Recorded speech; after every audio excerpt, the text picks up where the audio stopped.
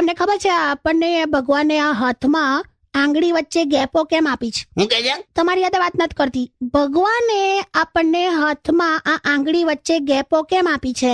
કેમ આપી છે કાકી? જેથી કોઈ જીવનમાં તમારો જીવન સાથી તમારો હાથ આમ પકડી શકે. અરે વાહ કાકી વાહ. હા, થેન્ક યુ. ભાઈ આ છે ને સગવડિયું સોલ્યુશન આલ્યું. શું સગવડ્યું એટલે? એ દરેકને અલગ અલગ હોય ભાઈ પરસેપ્શન. હા તો તું અત્યારે મારા બાપાને પૂછે ને કે ભાઈ આ હાથમાં આંગળી વચ્ચે ગેપો કેમ આપી છે, તો બીડી પીવા એવો જવાબ આલે.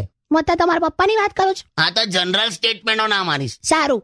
અને હું છે ને બધા પુરુષોને પણ કહું છું, પરણેલા પુરુષોને ખાસ, કે તમે લોકો છે ને મનમાં બધું રાખશો નહીં. તમે આમ અરે બકવાસ તો બકવાસ એકવાર કહી દેવાનું. બકવાસ કરવાથી મન હલકું થઈ જાય. પણ સાંભળવા વાળાનું માથું ભારી થઈ જાય એનું કઈ નહીં.